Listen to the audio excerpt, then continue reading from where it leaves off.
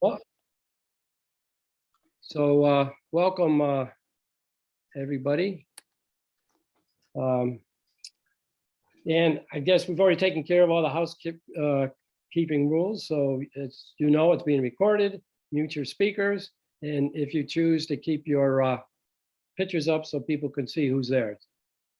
I'd like to introduce at this time, Dennis D'Apolonio, who's going to give us the words of inspiration. Dennis was also one of our past presidents. Dennis? Thank you, Joe. When Joe told me to give talks of inspiration, I was thinking about where to go. Maybe a historical figure, or a religious item, and so forth. But I decided to go into my career.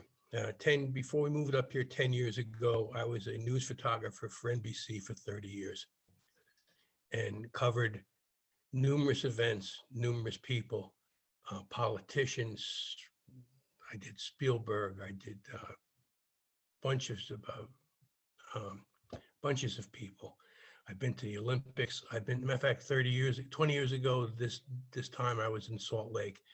I've been to Israel. I covered 9/11. I covered numerous accidents and plane crashes and hurricanes, floods, whatever. But unfortunately, in news, it's all negative. So therefore, it's not inspirational.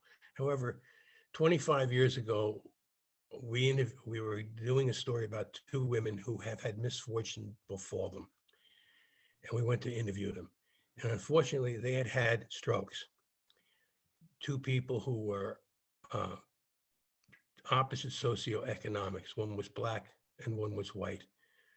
And they were convalescing at a convalescent home. Both of them had the strokes. One was paralyzed on the right side and one was paralyzed on the left. And they found each other by total happenstance that they had both taught piano. And they sat down at the table. I sat down at the piano and one played right-handed and one played left. And it was something that you could see their faces just glow because now they had an opportunity to play the piano. So in some cases, two halves do make a whole. So if I look for inspiration, I think of those two women. Oh, very good, Dennis. Thanks for sharing that kind of personal story. Did you film that by any chance? Did we film it? Yes, we did. Yeah.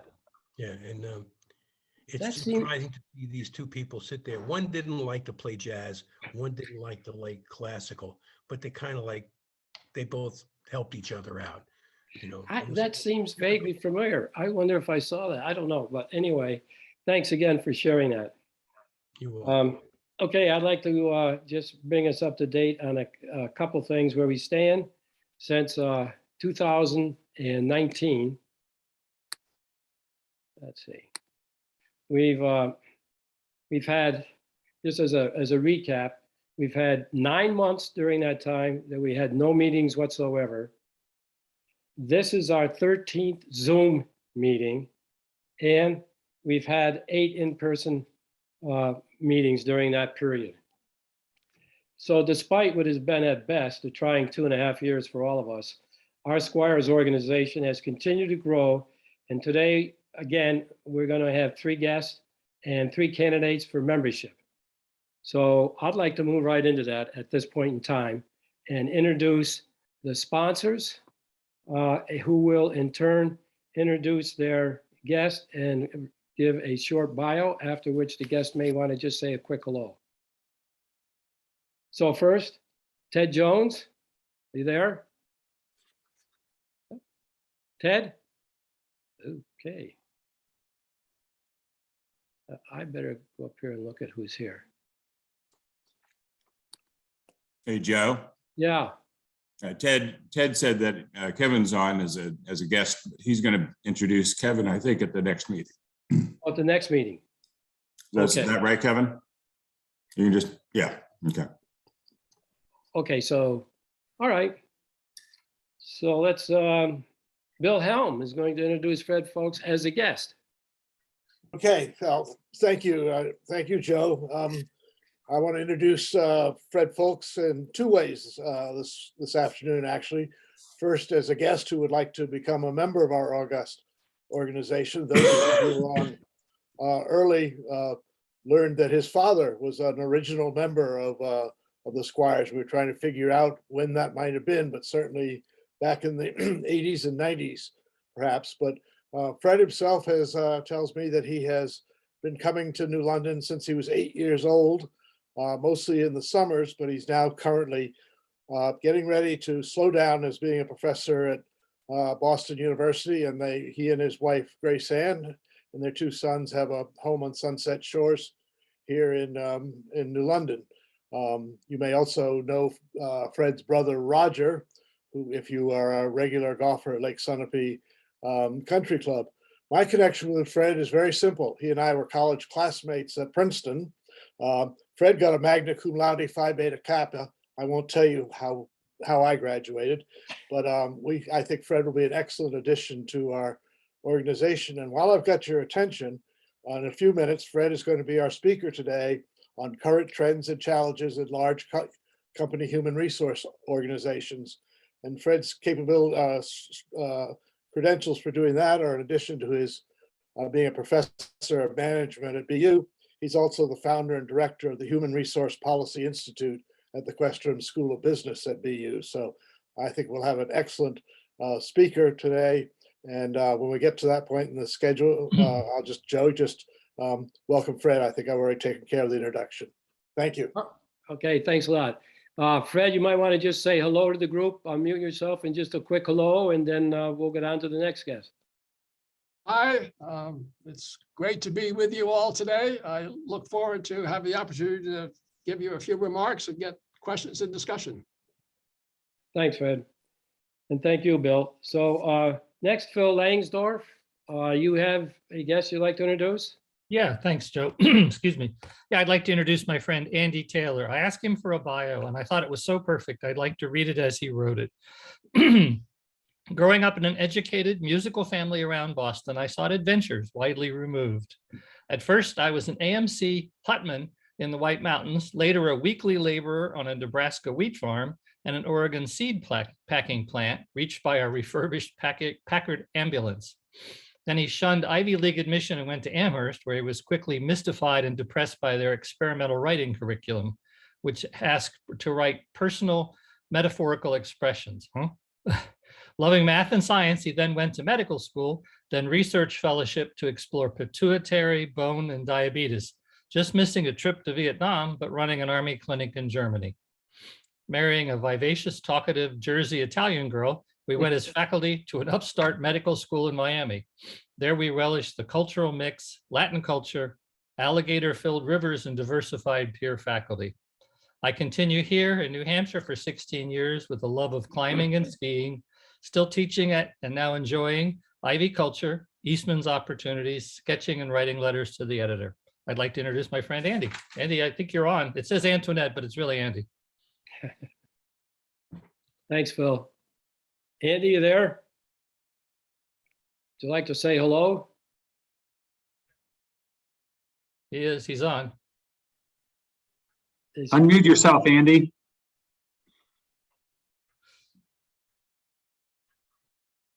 Maybe he doesn't want to say hello. You. There he goes. There he is. Oh, I had, sorry. Thanks, Phil. I thought I had unmuted it.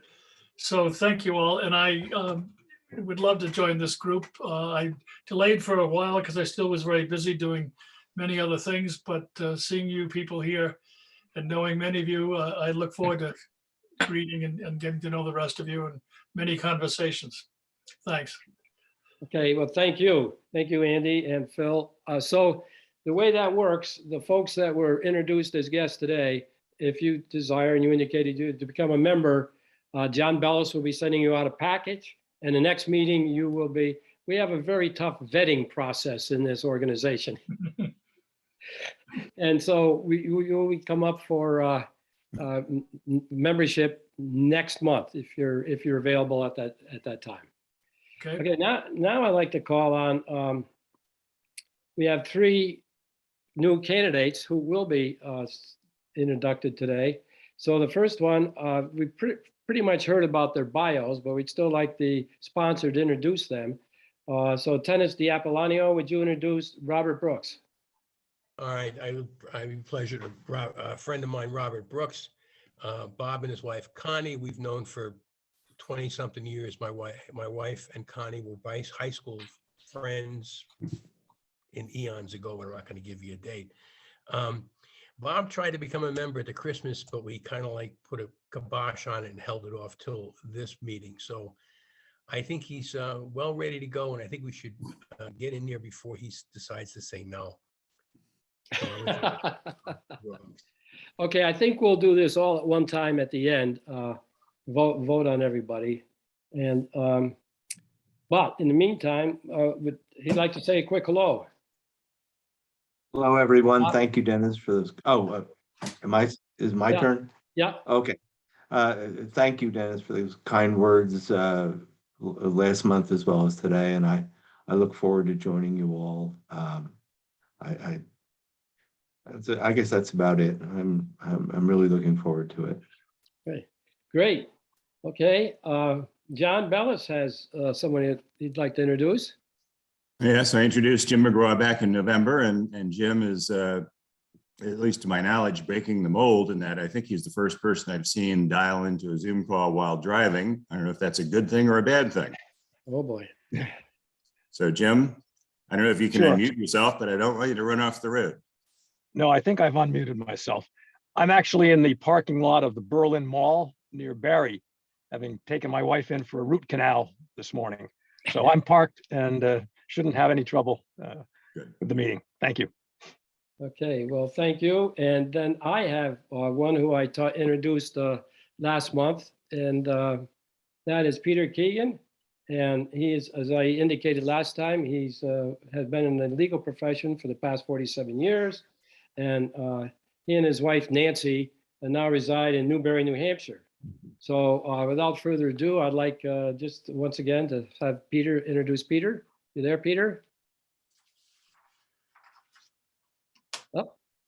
Yes, thank you, Joe. And I really look forward to really to getting together with people and to when your next meeting is a non-Zoom meeting. I think it will be a real pleasure to be together with all of you. And thank you, Joe, for nominating me, and thank you for accepting me as a member. I hope, if depending on the vote. Okay, and here it comes.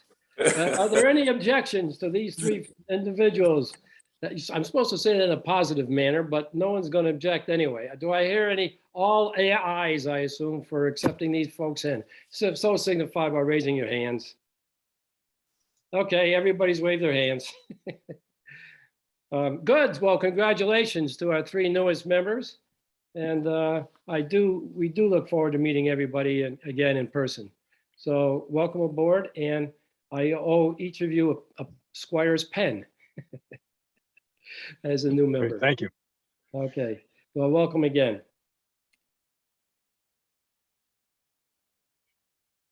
So now we've already had, I guess Bill has already given the introduction for our speaker. So I'd like to turn the meeting over to Fred, unless there's any other introduction that needs to be made.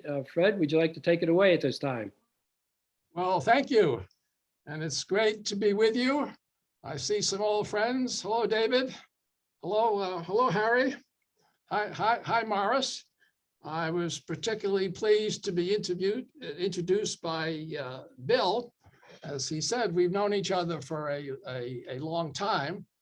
And I would like to sort of take credit for recruiting Bill and Tina to New London, because they've done so much, as we know, for the community, for so many organizations, the college, the hospital, Osborne Sargent, the church, etc. But I think the real person who gets the credit is the guy who put a sign up on a very nice house on Main Street saying for sale. And Bill and Tina seem to think that's where they wanted to move, and they moved from Eastman. But as we know, their addition to the community was so wonderful for New London.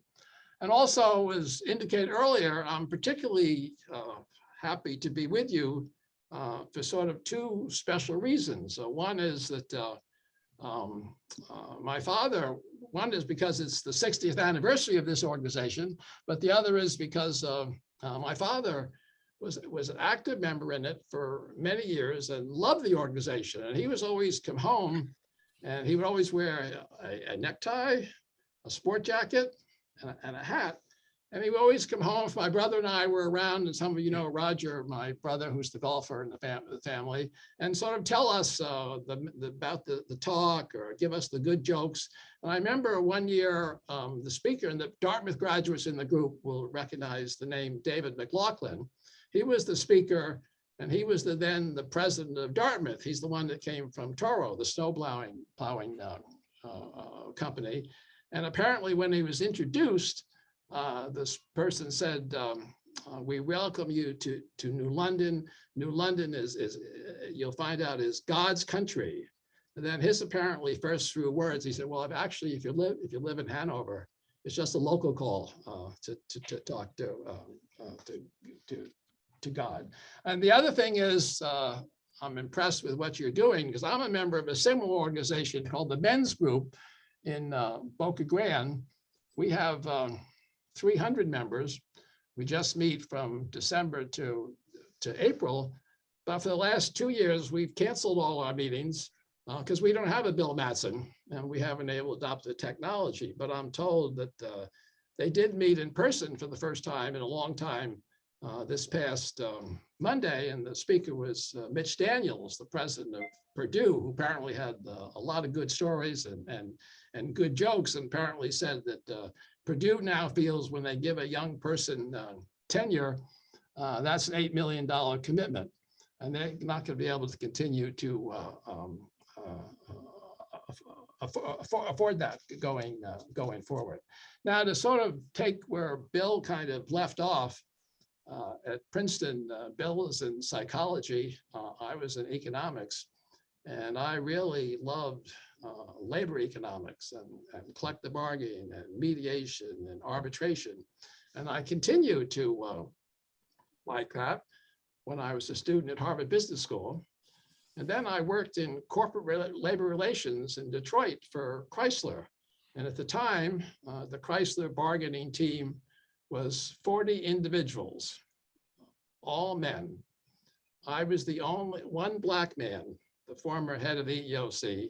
I was the only non-lawyer. And on our big table negotiations, 40 of us on one side, the union had about 60 people. And we would be ready to go at 9:30 in the morning, and we get a call, oh, the union doesn't want to meet till this afternoon. Or we would meet the next day, oh, the union doesn't want to meet till to tomorrow. And it was just so frustrating. And then when we got close to a contract, you know, we'd have to stay there and leave around midnight, and the company spokesman could talk to the Detroit Free Press, and he would say, oh, the seniority committee worked hard on these issues today. Well, I was on the seniority committee. We didn't even meet. We were playing cards. But I just thought so much of corporate labor relations was a waste of time. And I then got more interested in large non-union companies and really doing very good, what used to be called personnel, now called human resources. But it was a wonderful learning experience, and I'll tell you more sometime. I was the only person who drove a General Motors car in the Chrysler management parking lot. And it took about 3 months to figure out that. And I was given a choice. I could get out of that parking lot, or I could get a Chrysler car. What I'm going to talk about today, in some ways, under the ground rules, you know, one is obviously this is great news for all of us. The advantage of this format, no masks are required. There'll be no waiting line at the men's room if you need to use the men's room. And I'm going to sort of give about 6 points. I was going to share the screen and do some overheads, whatever, but I'm not going to do that. But I am talking about a sort of report that we at the Institute did, which was a survey in the fall of 200 senior HR executives. And that report, I'll be happy to share it with you or put it on your website or get emails if anyone wants to see it. But most of my remarks are sort of coming from that report. I guess I would sort of say, sometimes if you want to know what's going on in different organizations, You just sort of look at the new jobs it created, the new titles. So I would, in that category, I would say Facebook recently appointed a new director of remote work. Walmart, EVP, health and wellness. General Motors, a chief of data and analytics. And Bill, the new chief at General Motors, is a Princeton graduate. GE has a new senior person in charge of data. So the 6 points, and by the way, anytime there's questions or discussion through chat or through Bill, raise your hand, anything that needs to be clarified. But at the end, I promise you, there'll be plenty of time for question discussion. And I really want to sort of raise some questions and get your views about what's going on in some large companies today. Well, I'm going to make just 6 points. So if once I make the 5th point, you'll know there's only one more point to make. The 6 points I'm going to make is one, obviously important, what we're now calling, what's the return to work strategy? We used to say return to the office, but people have been, that's an insult. People are working very home. What's the return to work strategy? Second, what we call now D&I, diversity and inclusion. Harvard calls it DI&B, diversity, inclusion, and belonging. That's my 2nd point. My 3rd point, and this is an area I've been doing some work on recently, including writing a paper, is the so-called the gig economy and the so-called the shadow workforce that's out there these days. The 4th point, technology, the digital economy. I gather this probably builds on your prior speaker on AI. Point number 5, employee well-being and mental health, big issue. 6th point is what is the new role of human resources? There's more and more companies now have a chief human resource officer, a chief people officer, and how's that tie into the new requirements that the Securities and Exchange Commission is talking about in terms of what they want companies to report. And again, there'll be plenty of time for questions, discussion. Any quick clarification questions right now? And Bill, you can keep me if you can't hear me or start going, let me know. First point, return to the office. I think we can say pretty clearly, and probably you all know from your sons and daughters and whatever, the hybrid model is here to stay. You had Jamie Dimon at JP Morgan, Gorman at Morgan Stanley, Solomon at Goldman. They're all saying it's time to get back to work. If you feel comfortable going to a restaurant, you can certainly come to work. And if you're going to keep living in Vermont or Southampton, you better be ready for a pay reduction. They've all changed their minds because of COVID, because of the reaction from employees. And you get at one extreme, some companies saying you can work home forever. Other companies be in the office 2 or 3 days a week. Tim Ryan, probably some of you know in Boston, he's the chair and senior partner of PwC. He said there was a compelling reason for companies to evolve their workplaces, if only to remain attractive as an employer. Talent has a choice of where they are going to work. PwC has said most of their employees can work remotely from anywhere in the continental United States. I was talking to a guy in New London recently who was moving to New London. He's from Liberty Mutual, and Liberty Mutual and his group technology used to work from home, but they had to live 50 miles from headquarters, and now they relaxed that. He said he could work any place in the world. So he's moving to New London. And I said, well, what happens if the next CEO changes the policy? And he didn't want to sort of comment that. But companies now sort of have to work it out in terms of if I'm in 2 days a week, am I in the same 2 days that the people I need to work with are there? Like Eli Lilly, had the people there who work in management development and training have said, we're all going to be there on Tuesdays so we can sort of interact. The president of Sun Life recently said, offices should be a magnet, not a mandate. a lot of resistance to the mandate, be here this time. And I think the people are sort of thinking about offices as, and sometimes you need the office to get the job done, and sometimes you don't. And that should be the thing. The person who did a big turnaround on this one is a friend of mine, George Colony. He's the founder and chairman and CEO of Forrester Research. He wanted people back. The pushback that was so much that he's totally changed now. He said, teams should figure out if they need to be in the office, fine. If they don't need to be in the office, continue to work from any place. This is having obviously a big impact. State Street closing their New York office. John Hancock closing offices in Westwood and Portland. Some think there may be a downside of these changes because more women will probably decide to stay home than men, and then not having the interactions at work with certain people will hurt their career. But clearly there's a lot going on with the hybrid office. Moving on, second point, now called D&I, diversity and inclusion. As people talk about diversity is being invited to the party. Inclusion is being asked to dance. And Bill, a dean at Princeton, said, and maybe having a role in selecting the music. I was with a person virtually from Microsoft the other day, and a high-level person. I know that I have been invited.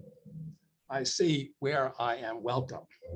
And there's so much sort of behind that, but I would say the chief is just the changing demographics. And companies want the company to look like the customers. Just to give you some numbers, in 1915, America was 100 million people. In 1967, America was 200 people, 12% people of color. In the year 2006, America was 300 people, 33% people of color. From the 2010 census, 12 states now have white populations below 50% among children under 5. June 23rd, 2011, the first day in US history that the majorities of babies born in the United States were not white. The projection by 2023, next year, the majority of US children under 15 will be minority. So this window between 2045 and 2015, projection America will be 400 people, 46% white, 28% Hispanic, 24% other minority, 200 people of color. Well, these changing dynamics, clearly, I mean, where I've seen this, very impressive. Our younger son is a senior at Amherst College. Amherst has done maybe some Amherst graduates among the screen. They've done a superb job, in my view, with respect to diversity. How do they do it?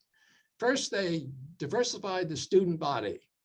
And Amherst, you can believe this, school with 1,800 students has an endowment of $4 billion.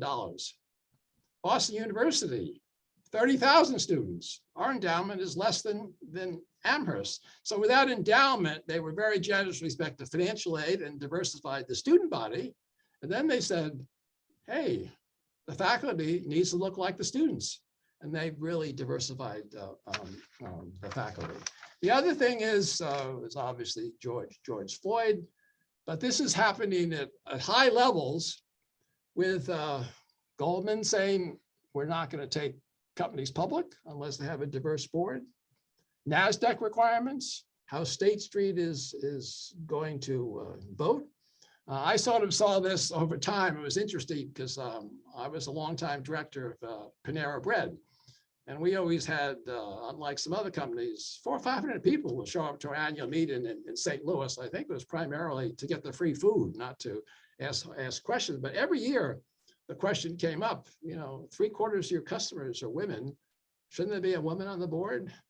The chairman was always say, oh, yes, we're looking at it, we're thinking about it. But after finally, we put a woman on the board and finally a black man. And just so another example, I got a call from a search firm. I know the firm pretty well. They were calling me because the guy has a search looking for a new director of a very prominent New Hampshire company. And he said, Fred, I need your help. I'd like to find someone who's on the East Coast, the head of HR, someone who's very strong in executive succession, someone who's very strong in executive compensation. Yep. He said, has to be a woman, has to be Black. Ooh. I can think of only 2 individuals, and both of them are already directors of other companies. But we sort of see at the highest level, and just in terms of sort of a recent report, very recent, directors who are Black, Asian, Hispanic, Middle Eastern, or from non-white ethnic groups, they now occupy 4,500 board seats among companies in the Russell 3000 index, 25% more than they just did just a year ago, and 50% more than just 2 years ago. And as companies have come to the conclusion that for new directors, you don't have to be a current or former CEO or current or former CFO in terms of that changes. At the highest levels, companies are setting goals. We've been working some with Accenture. If you can believe Accenture now, I don't know if anyone want to make a guess how big the company it is. Accenture, if you can believe this, has 625,000 employees, growing very rapidly, organically and through acquisitions. And their prior CEO says, I'm also for diversity, but it's a US issue. It's not a global issue. And the women challenged him that. His successor, Julie Sweet, has made it a global issue, and they're doing very well with respect to women in a lot of positions, hitting their goals, but they're not doing very well with respect to minorities. And she was talking about that at a meeting here virtually at our campus. And she said that she talked to a very senior Black executive in the company. She said, well, we're not doing very well with respect to underrepresented minorities. Do you have a view? And he said, yes, I do. And she said, what is it? And he said, well, do you want to be honest? And she said, yes. He said, well, because you never ask about it. You never push about it. We think you're only about women. She said, oh my gosh. And she said, geez, unless I ask, unless I sort of make this thing happen. And so you get companies, so we'll talk a little about this, they're setting goals.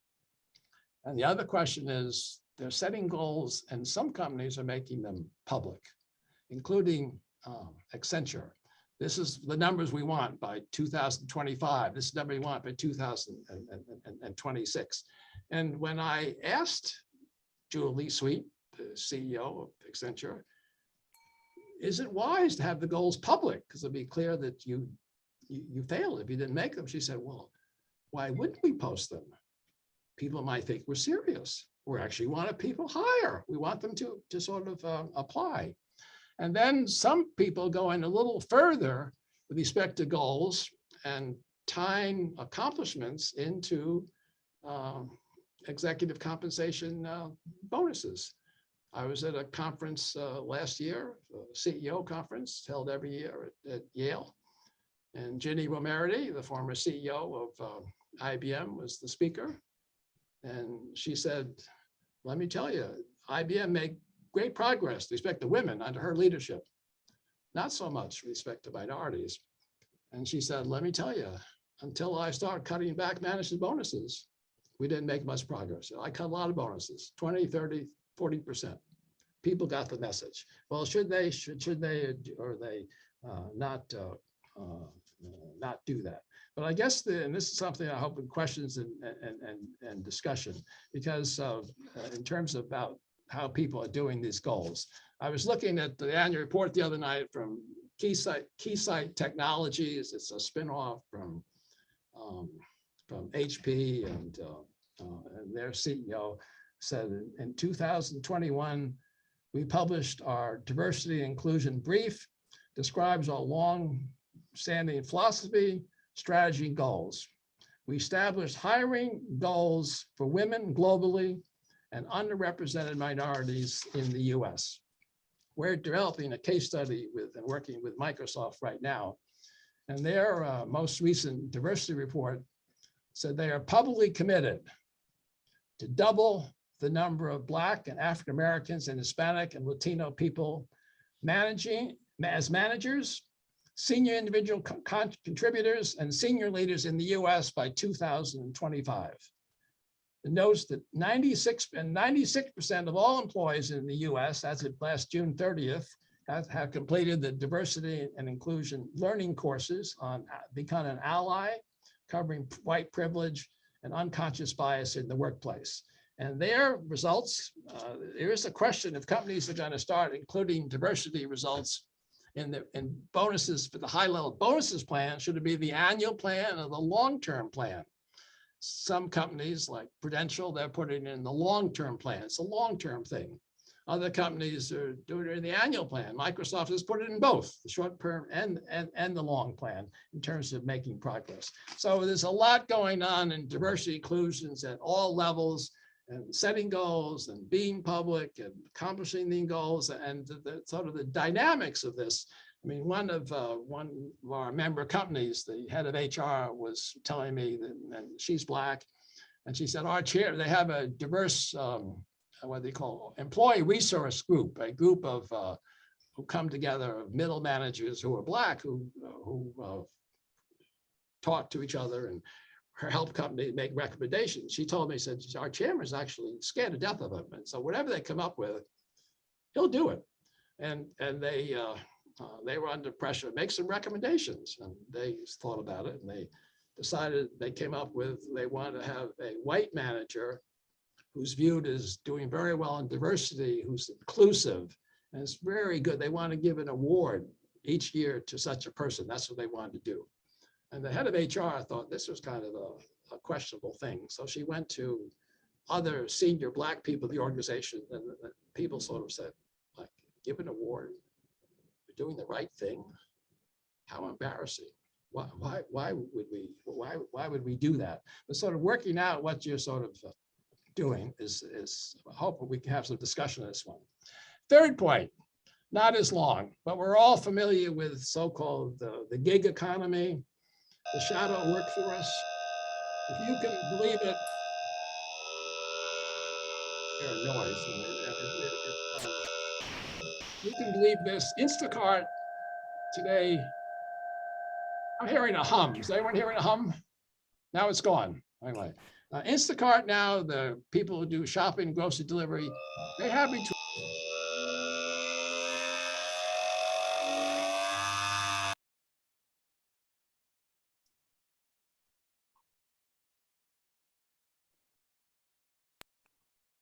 Can you hear me? Dave Donovan has got to mute himself. Someone put me on mute. Maybe it was you, Bill. Anyway, I'm continuing. I'm started the gig economy. Are we together on this one? Yes. Well, anyway, I was going to give some examples. We all know about Lyft and Uber and Instacart and DoorDash and others. Any day of the week, Instacart has between 400,000 and 600,000 people shopping or delivering groceries in the United States or Canada. And there's questions, they're all viewed as individual contractors. And is that really right? There's some challenge of that and ballot initiatives about that. We can sort of talk about that. But the other thing is how significant contractors have become in so many large companies. I mean, I was aware in that terrible tornado that struck the warehouse at Amazon in Illinois, where 6 people died. Of those 110 employees, only 12 work for Amazon. The rest were all contractors. And then the video game company, Riot Games in Los Angeles, they just had a settlement on sexual harassment and toxic work environment. And they've agreed to pay $80 million to 23 individuals. 1,065 of them were women employees and 13 were women contract workers. And you've got now this situation where Google has 150,000 employees, but they have more than 150,000 contractors. Facebook has about 70,000 employees. They have more than 70,000 contractors. So a number of companies have like large one-to-one. Well, it saves money, it's flexibility, but sort of to sort of the impact of this sort of shadow workforce and what's really right, is it good over time or whatever. That's another question which we could sort of discuss. Fourth point, and this builds on, I gather, your prior session, technology, the digital economy, transforming the company. I was in a meeting recently with the CEO of a major hotel company. He pulled out his phone, like my Apple phone, your Apple phone. He said, "See this phone?" I said, "It's a good phone. It's also a very good camera. But now you can use it to make a reservation at a hotel, to check in. It becomes your key." He said, "All those people at the front desk, we're not going to need somebody of the future." When I was on the board of Panera Bread, we were early on technology, ordering from the phone, ordering from a kiosk. We were way ahead of Starbucks. We were ahead of McDonald's. It was a big investment, $100,000 per cafe. It reduced the labor costs. It got the orders more accurate. And Panera Bread was a leader in the area. There's some companies, if we say they're born digital, Apple, Amazon, Facebook. Other companies have to be transformed to become digital. And that's where Julie Sweet changed the Accenture strategy and why Accenture has been so successful. She said in the past, Accenture was a fast follower. We had to become an innovator. Their big mission is helping companies become digital. She says every company is potentially a client, and their business is booming. As I said, they have 625,000 employees, 200,000 of them. They're in India. They're the largest U.S. employer, India, as they change to become a different kind of business. But look at the impact on that the auto industry have, and some of you probably have, and many of us, our next car will probably be an electric car, but all the implications for employees, reskilling, upskilling, training. Some companies are dropping their requirement of a college degree because you don't need it. But it is really, people have talked about sort of the fourth industrial revolution as the digital transformation going online. Volkswagen is setting 20% of their outlay going forward. This is auto company will be on software development and the operating systems for electrical vehicles. So we had sort of the first of steam and hydro. We had electric power and oil. We had semiconductors, and now we have what Microsoft and Facebook and others are doing in terms of augmented reality, virtual reality, and the internet. Moving along, time is going rapidly. Number 5, important point.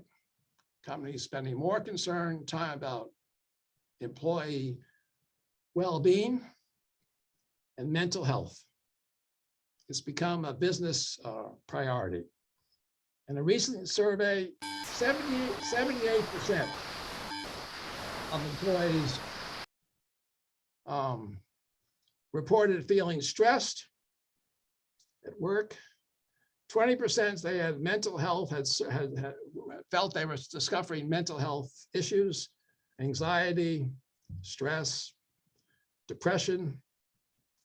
Multiple reasons for the COVID has certainly made things work. There isn't the separation between work and home that there once was. High workloads, concerns about job security, concerns about loneliness. So companies are creating new vehicles to deal with these mental health issues. I was talking to a member from IBM the other day. He said he just finished the training program where managers are being trained to recognize mental health issues of their staff, not to be a counselor or a therapist, but to help them say it's okay and get them to the right resource. Amgen is now offering a comprehensive mental health solution with curated providers and a network of evidence-based providers online and matching people. Salesforce began holding periodic Fridays of no work, no meetings, a mandated day off. And companies are doing some things. And one company, like sometimes you can do some simple things, but they sort of discovered that when people are working from home, married with children, 8 o'clock is a tough time. You're getting your kids settled at school, you're making sure their computers work, whatever. So they now suddenly they start all their meetings at 8:10. Meetings never start at 8 o'clock. That change has been appreciated by so many people. Companies are modifying their benefit plans. E&Y now has 300,000 employees. It used to be the employee assistance program. You could go to it for free 5 times a year. Now you can go 25 times a year, and includes family members, which they think is a big change. We're working with a company provider of mental health services. They hire therapists. We have a team of students working with them. They can't manage the demand. They're hiring 100 therapists a month. And they, unlike some of their competitors, their employees are not contractors. They give them benefits. And if the patient doesn't show up for the meeting, the person still gets paid. Belgium has just passed a new law for public servants. They want to make it apply to the private sector.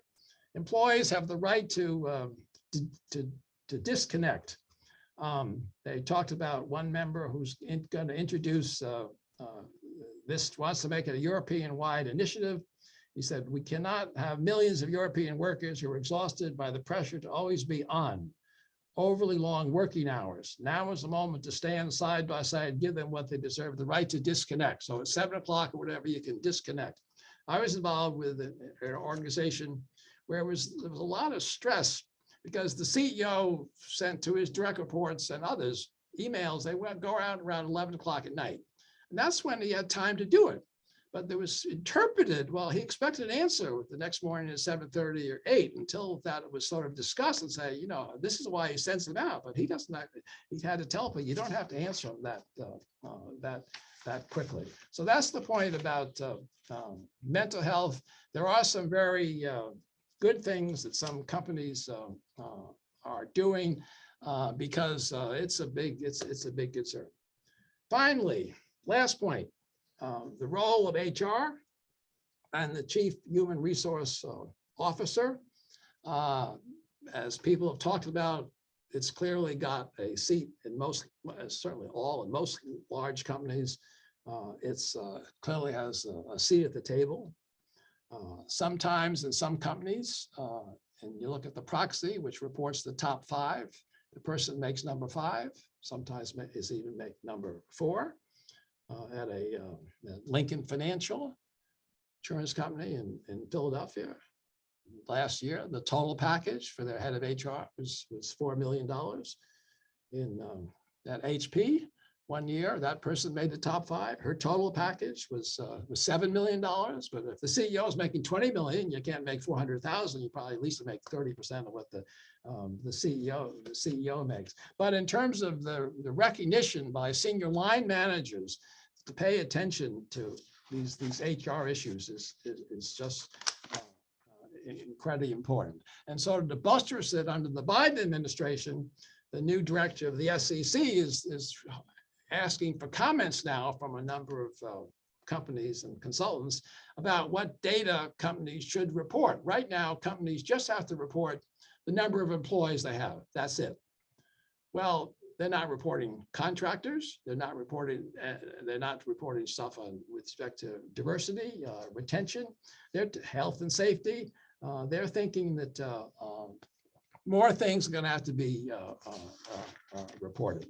As you probably know, Larry Fink, who's the CEO of BlackRock, now the largest money management firm, larger than Fidelity.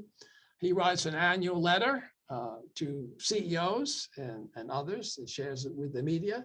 And his letter that came out last month, he said, companies can no longer expect employees to come to the office 5 days a week, neglect workers' mental health, and keep wages low for those at the lower end of the income scale.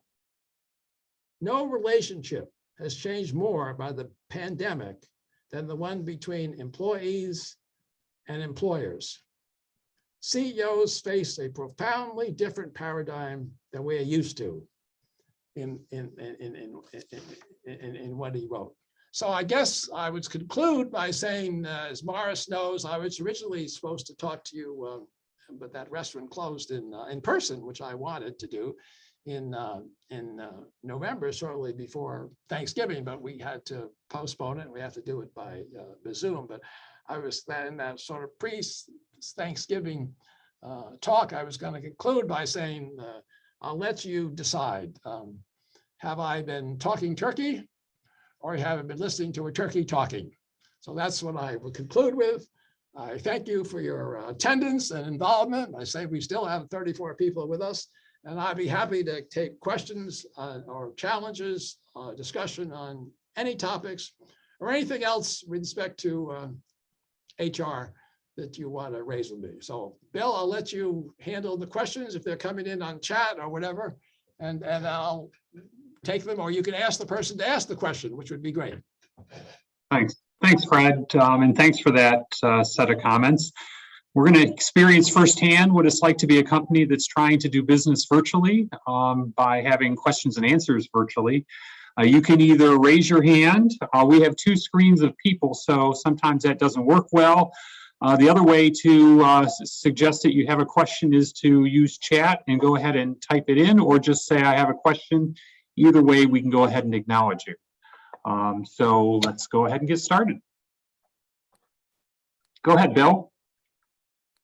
Fred, my question for you is, given all the emphasis on diversity and inclusion and so on, particularly for minorities, what about the problem of people being properly trained to fill all of those roles? Are we not starting to have an arms race to get those people and causing dysfunction and compensation and so on? What exactly is the question? The question is, we have this race for having more diversity and inclusion, which, and let's talk about minorities, because much of the education system still hasn't produced enough people to fill all the roles that companies now want. And so we'll get people bidding up compensation and so on, just as the universities have been bidding up the ability to give these people big packages for scholarships and so on. How do you match the supply and demand issue here? Yeah, I mean, obviously that is a big issue. I mean, because let's say that if companies notice that Black graduate engineering programs are 22% these days, then we should set our goal at 22%. Well, if everyone actually did that, the demand would greatly exceed the supply. But the other question is, I've been involved with this group book with these historically, what they call historically Black colleges, universities, and there's 7 of them that are producing really good engineers. It's amazing the number of companies that weren't recruiting engineers from those particular schools. But to be, and again, some of the companies who relax requirements for this job. I mean, a lot of companies, it's a minimum, you have to have a college degree. A lot of companies in this shortage and war for talent, the companies are sort of saying, well, you know, actually, you don't have to have a college degree. We'll sort of consider you. We're looking at the skills not necessarily the degree. But it's a big challenge, and the extent to which we're just moving people around. You know, we go from the new head of diversity at Microsoft came from IBM. The new head of diversity in another company came from Pitney Bowes. We're just moving people around. There is a tremendous challenge of finding people, but then there's sort of is retaining them too. So I don't have any silver bullet, a good answer, but it's a great question, Bill. Charles, you're up. Yes, thank you. We've been talking a lot about the private sector employment issues. I'm wondering about the public sector.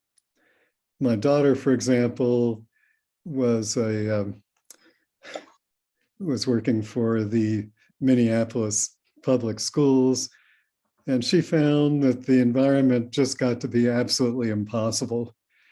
Do you have any insights on how we can do human resource things better for the public sector? Well, that's a great question. And it's the public sector, and it's also a lot of sort of nonprofits. They haven't invested in this particular area.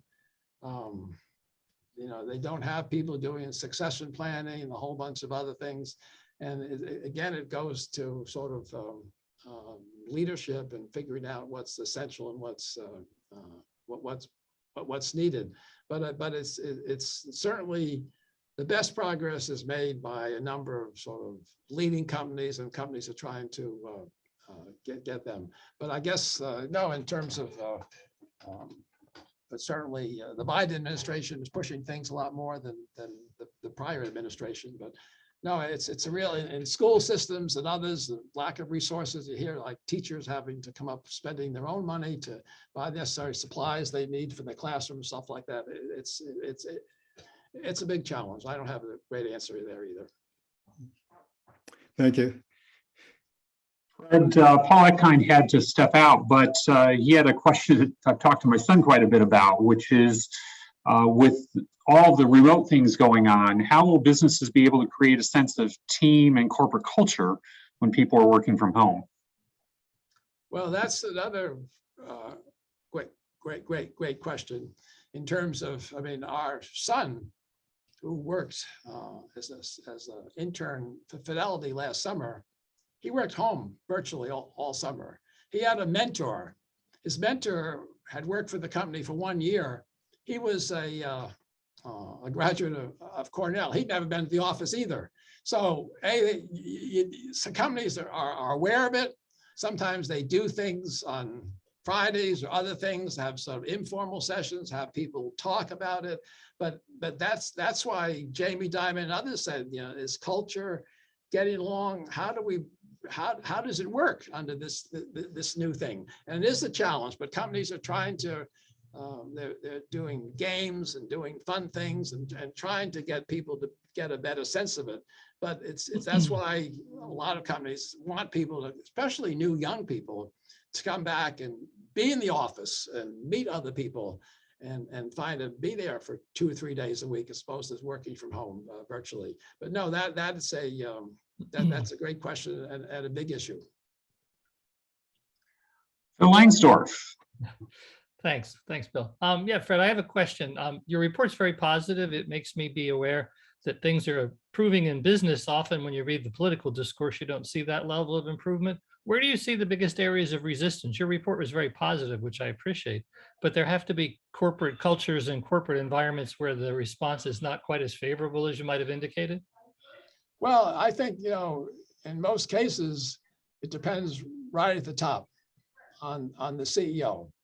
And some CEOs are working. I mean, I think you know, it's 3 things. What's the thinking and action of the top? Second is getting data and following through and making, I mean, you know, if a person could have some goals who you recruited 3 primarily Black schools, you do this and do that, but then they have all the great results financially, but they didn't do anything in that area. Well, if you're really actually gonna, start cutting their bonuses and giving some, they don't get any brownie points. That's the part. I mean, Microsoft now talks about we have no place for managers who aren't inclusive, period. But that's coming if you watch their chairman in videos and presentations, he is so committed and he's so authentic. I mean, I was with a session he ran the other day, and people were talking about what sort of shaped his life and what his influence. And he talked about, having a son born with cerebral palsy and how that made him sort of think differently. So it depends so much, yes, but there are some leaders who think, oh, it's the same thing on environmental sustainability, the other things. So it depends so much on leadership, and then the follow through and have the resources to do these things. But yes, there's a lot of resistance around, and people think. I mean, the other thing is the changes that people are making. I mean, are we?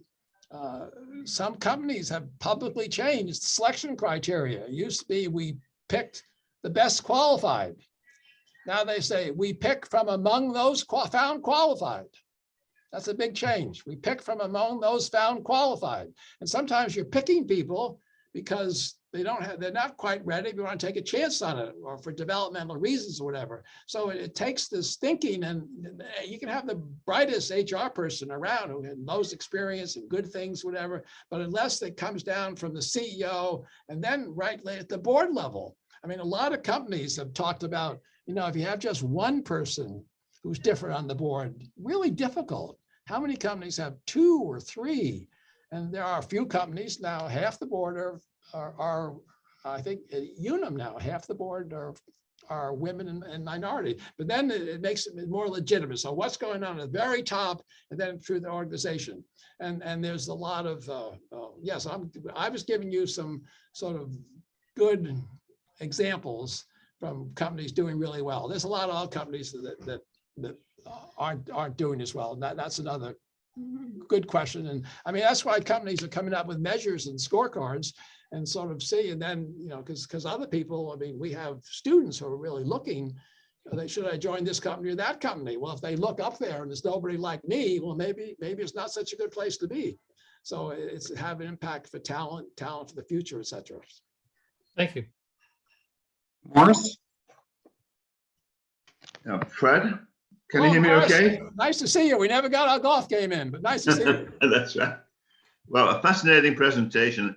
I could hear presentations on each of those 6 points. It's so fascinating, but I realize that because of time, you couldn't do that. But I have a question. We live in interesting times, and we're so polarized that some people won't talk to other people unless they believe the same thing. And it really creates a lot of animosity. Has this carried over into the work environment? And if so, how are they handling that? Well, I think it has carried over into the work environment. And some companies have made it worse. I mean, in the EEO diversity area, there's a lot of pushback. A lot of the training the company's doing, people leave pissed off and angry. It doesn't really move the needle very much. So again, it's sort of figuring out. I mean, I was with an organization the other day, and they said, what's really worked in this organization? Well, we bring a group of senior people together and give them this particular task and say, look, this is the business reason. This is why we're doing it. How can we solve this problem? And getting people who have different views, recognizing this is why we're trying to do it. This is how we're going to go about it, and getting them to come up with solutions that fit the area, as opposed to importing things because IBM or GE did it or something like that. But again, it takes sort of understanding and wisdom and a lot of talk and education and convincing, and some good examples. Nothing like succeeds like success in your organization. But clearly there's a lot of hospitality and sort of to sniff it out and sort of deal with it. And then some organizations realize some people, they were great producers, but they can't do the whole job, and they have to leave the organization. I mean, if you want to sort of know in any organization who's really important, is who gets promoted, who gets paid. And if you're sort of a person that's questions about sexual harassment, questions about this and that, but it's been sort of tolerated, swept under the rug, it will come back to bite you. Read the Boston Globe today about this professor at Harvard, where now 34 professors have changed their mind about they wish they didn't sign the letter supporting them. Well, I think Art? he might have his hand up. Yep, Art? Yes, hi. Your presentation is really fascinating, Fred. I was hired by Arthur Young, which is now Ernst & Young, back in the 60s. And to hear that they now have, what'd you say, 300,000 employees is really astounding. Pretty, but only 60,000 of them in the US. That makes some sense. The question I had is, you're at BU, of course. So to what extent has the curriculum been able to keep up with these dramatic changes that we're seeing since the pandemic? What new courses are being issued? What are the topics that are being taught about? Well, peeking from our Questrom School of Business, new course in HR analytics, lots of new courses in digital transformation, courses in diversity and inclusion. So, but a lot of this, some of the courses are in the required curriculum and some of them are in electives. So who's taking the elective? But we, under our dean and leadership, we're trying to keep up, and we do work really hard to bring business people into the classroom, talking about current things. And that's one of the big pluses of the pandemic. It's much easier to bring executives into the classroom by Zoom than it is to come to Boston and to give a day or half a day. So we've done a lot too, but we're working on it. It's very important because we want students to be job ready to go out there and be contributing fairly quickly, so they've had the right courses. They sort of know what's going on. I can talk about what we are doing as people going to HR, but the reality is, in any given year, and this is true, I spent my sabbatical at Sloan, I once taught at HBS, in any year, it's only 5 or 6 MBA students that want to go into HR. Others want to go into consulting, money management, finance, but it's more than it used to be. But I guess we're trying to get some of this stuff into the required curriculum because presumably everyone, because the most popular courses here right now are entrepreneurial courses. Start a business, buy a business, entrepreneurs. And I personally think some of that is because of the way their parents have been treated by large companies. They talk about their parents being laid off and not getting much severance pay. You hear that stuff like, I don't want to join a large company. I want to be in charge of my own destiny. But I don't know, entrepreneurial courses, you can release a new name and entrepreneurial courses and 100 students will sign up for it, just like that. I announced a new course in HR leadership and maybe 12 will sign up. Yeah. Thank you.